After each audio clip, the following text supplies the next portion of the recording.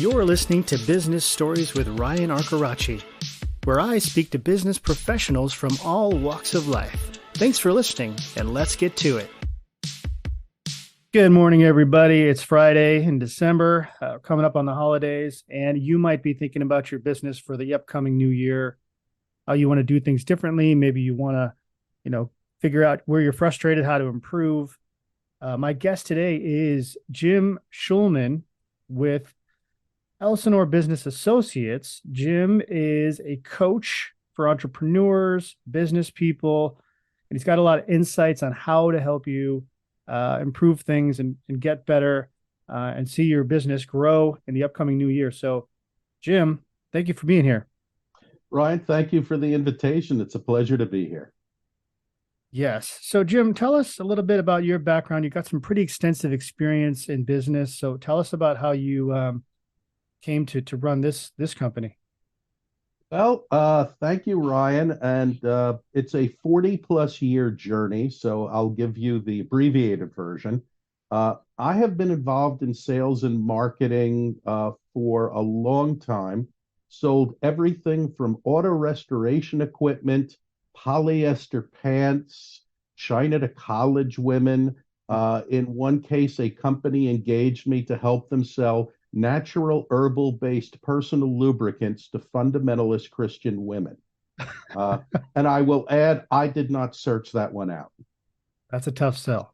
Yeah. Although, interestingly enough, that was probably the simplest sell imaginable because it's the principle when you know and trust somebody. For instance, somebody you went to school with, you might have been in the army together, might have been somebody who goes to your religious congregation. If they have a product or service, you're far more likely to be disposed to purchase from them. Mm-hmm. And in this case, the company had a very strong, positive relationship within that community. So the sale of the product actually almost took care of itself. Just because of the connection to the group. And the trust. Yes, exactly. In other words, for somebody who would have a need of that product, there was a level of trust that you say might not necessarily have had if somebody came knocking at your door saying, "Hi, I have a suitcase full of this product." That's an interesting point you bring up, Jim, is the trust factor, because it seems like you trust people who are in your network or people that have referred you to somebody. As a referral, you're a lot more trustworthy because somebody is vouching for you, right? So that's correct. How do you, in terms of business, a good question is how do you these days establish trust where people are bombarded with sales messages all day, right? All over the place. So what are your tips for building that trust level? There was a great comment that I heard many years ago from a business professor at Villanova University who said that sincere participation builds trust and commitment. Mm-hmm. So if you're involved with something, for instance, if you're involved in a networking group or you're involved in a community organization or a project, I have found that the people who are the volunteers, who participate sincerely, who take a leading role, especially if it's something that isn't necessarily the most glamorous things in the world, that's a wonderful way to build trust because people see you participating sincerely and with some purpose.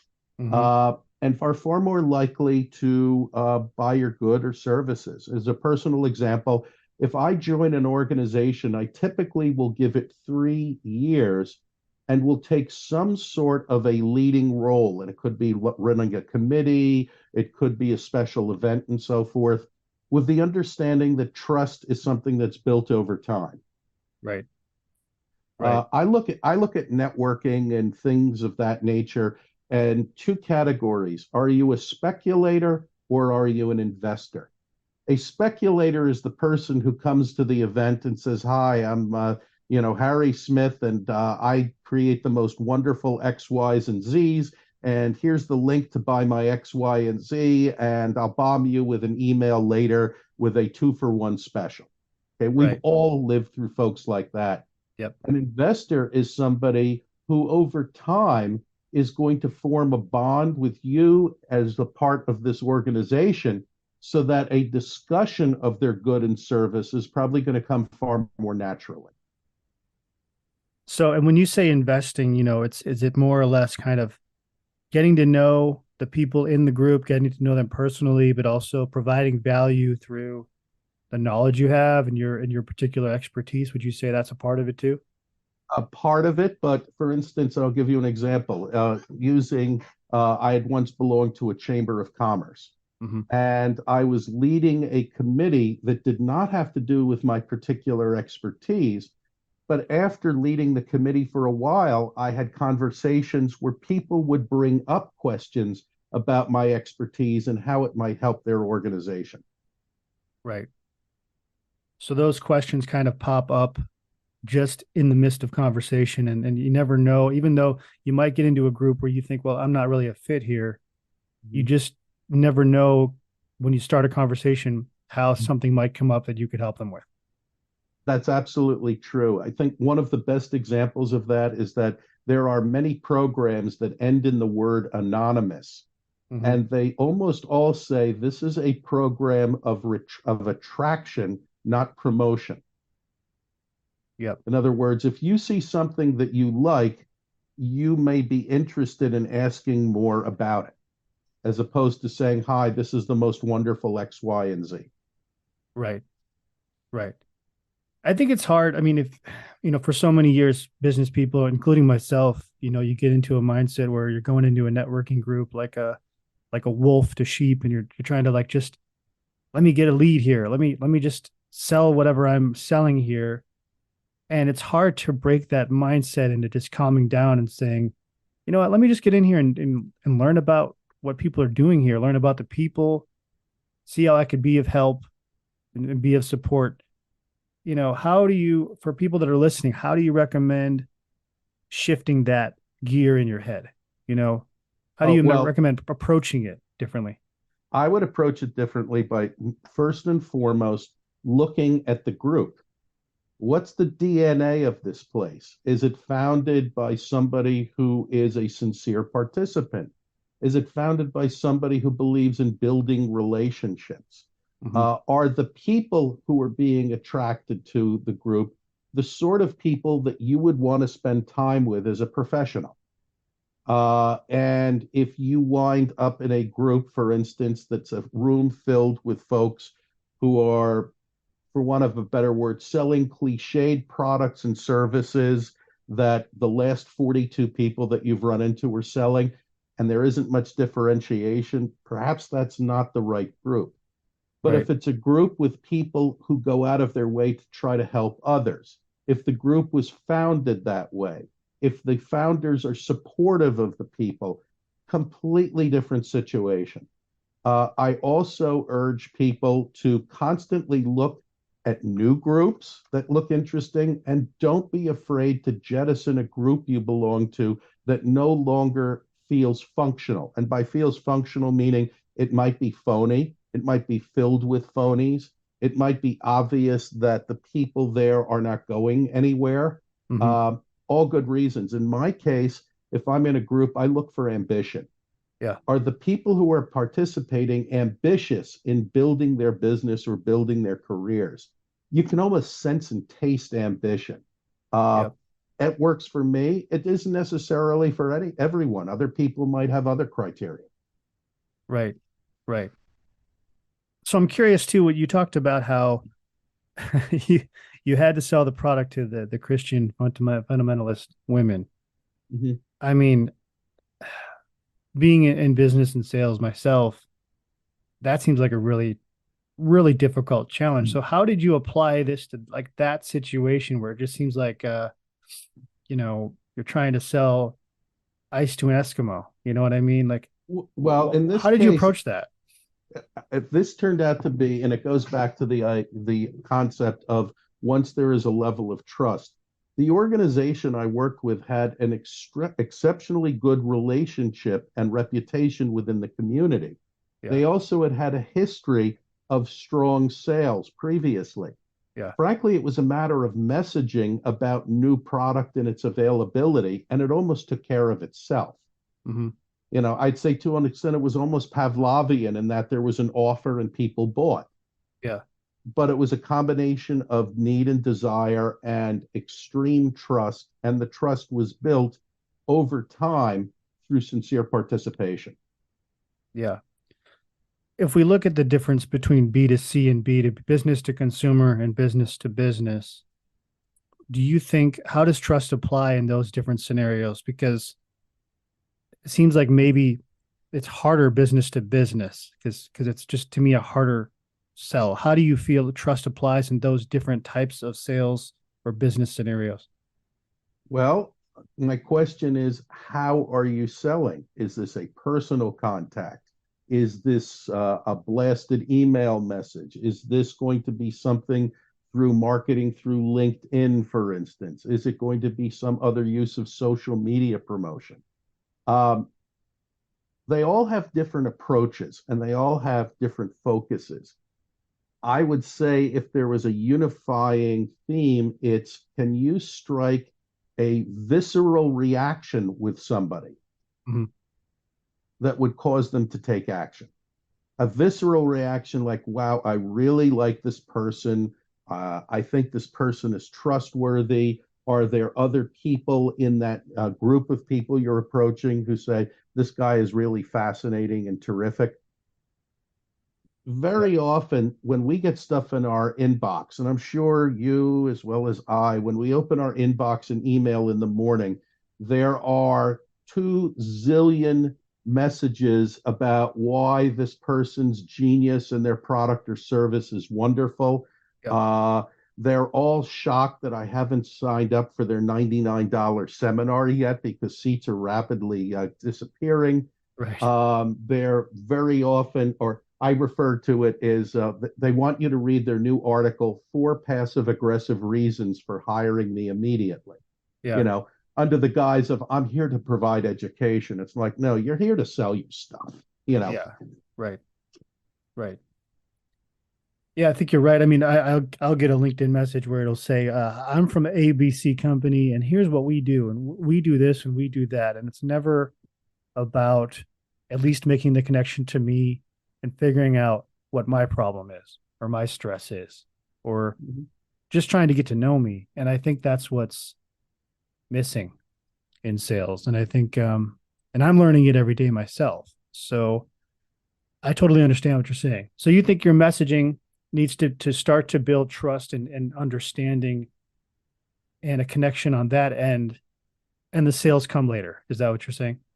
The answer is it, and again, this depends upon the good or the service. It might be I'm selling a good where it's a matter of I don't need trust. Do you have itchy feet? I have foot powder. Okay. Yeah. It isn't necessarily the same thing, but in a situation where as a consultant working with another business owner, or it's something with a more, I'm going to say, elaborate set of circumstances, it's a different situation. Like I can give you an example from many years ago. I was approached when I was buying advertising by a magazine that wanted me to, buy space in their magazine. Hmm. And it's nice. And I was approached by many salesmen over that time. And I tried to get rid of the salesman. And I said, well, I have this product that I want to sell, but it doesn't really relate to your audience at all. And that's why I'm not interested. But, you're a lovely person. And Yeah. said, I think it could. Can I get back to you, Jim? And I said, sure. 2 days later, the person called me back and said, here are the statistics of our readership and the number of people who use your product. And here's where the market research came from. Yeah. And at that point, I said, I don't have a choice. I'm going to buy space in your magazine for 2 reasons. Number one, you made a good case. And number two, you reacted to me as a person and my particular concerns or thoughts. It Right. wasn't generic.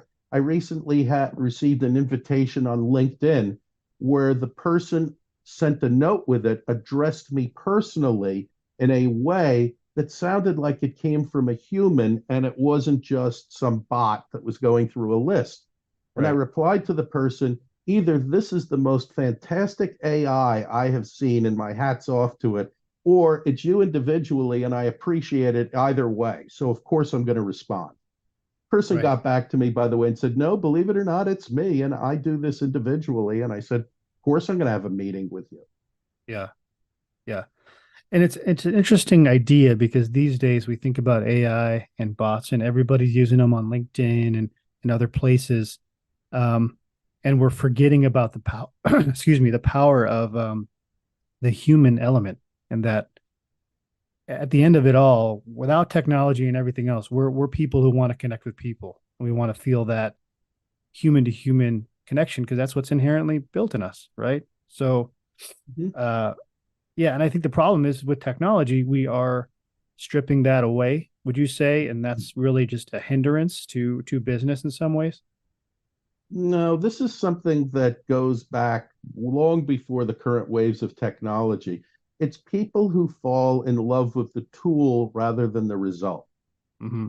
In other words, if somebody said to you, uh, if somebody said to you, you really need to have a new house, rather than designing a house or shopping with it, if I woke up one day and I said, if I had this brand new hammer, I could hammer in all sorts of boards and drywall and it would make my house wonderful. So I rush out and I buy the hammer. And Yeah, now I'm looking at this tool, but it has really no direct relationship to what I want to accomplish. right, Sometimes we find people buy tools because they're afraid to get involved in the details. They might be afraid to have one-to-one communications with folks. So right. they fall in love with the tool. How many times, Ryan, have you heard of somebody who said, I went with this company that provided me with a qualified list of leads, and it's absolute and complete trash. And they're upset because it didn't prove out. I had a client of mine talked to yesterday who said about a year before he had purchased one of those lists and it was a bomb. And my first reaction was, well, why didn't you tell me when you bought it? Lesson learned. But number two was, why do you think that just having somebody who will magically deliver names to you is going to be an effective solution Right, when you're not involved with the process of how the names are derived, what's important to you, and especially why are you using them to start that relationship as opposed to doing it yourself? right, right. I completely agree. There's a book I'm reading called The Revenue Growth Engine by Daryl Amy. It's excellent and it says exactly what you said. It's a people buy outcomes, they buy results, they don't buy products, right? Mm-hmm. So if you go to a nice restaurant, you're buying the feeling of you're taking your partner out, you're having a good meal, it's a good experience, you're talking, you're eating, the food is good. You're not buying the restaurant, you're buying the feeling you get and the results of a good meal, right? So I think Absolutely. that's exactly how people should approach sales is they're buying a result, an outcome that they foresee working for them to be successful, right? Mm-hmm. Yeah. They see that. And also the question is stated need versus real need, stated motivation versus real motivation. Right. And they are not necessarily the same thing. Very often people will fall into a situation where they look at what they think the obvious motivation should be versus what happens. How many times, Ryan, have you spoken to somebody saying, why aren't they buying my service or product? They desperately need it. They're having this problem or this issue, and what I'm offering them fixes it right now. Well, Right. that may be true, but what's going on in the other person's head? Or do they think it's really a problem for them? If they do, is it really an urgent problem for them? Right. Is a solution something that's scarier to that person than living with the problem? Right. The opportunity cost, and the opportunity cost can be between somebody's ears uh, as opposed to what's going on truly beyond that point. Right. Right. Well, Jim, this has been a really good conversation and you have a lot of insights, and I think people can definitely get some value out of speaking to you and learning more from you. So, what is the best way for people who are listening to reach out to you? Oh, goodness. Well, the best way, frankly, is send me an email. And the email address is Jims, Jims, at ElsinorBA, ElsinoreBA.com. And I will be happy to respond that way. They're more than welcome to check out the website, ElsinorBA.com, and we'll be happy to go from there. Any upcoming events, speaking events, or things or groups you're involved in, you can recommend to people out there listening that you're involved with? Oh, goodness. The answer to that is I would have to say it depends upon the individual. There are events I am involved with that could be fascinating to some people and be an absolute waste of time to others. Mm-hmm. So I can't think of anything offhand that would be universally sensational. What I can say is that I am involved with a number of different things, in that if the person contacts me, I could probably make referrals to places where they should be or things I think that they should watch. That's great. Okay. Well, thanks, Jim Shulman, everybody. Elsinore Associates. He's going to help you out with your sales approach, your business, help eliminate some of the frustrations you have going on. Jim, it's been a great conversation. I really appreciate it. Thanks for being here. And Ryan, thank you for the invite. It was a pleasure. Hey, this is Ryan. Are you in the market for a customer relationship management system for your business? Well, before you drop a dime, pick up my book, Customer Relationship Management Exposed, now available on Amazon. Just search Customer Relationship Management Exposed and my name, RyanArcoraci. This is your definitive guide to saving money before purchasing a CRM, so pick it up today.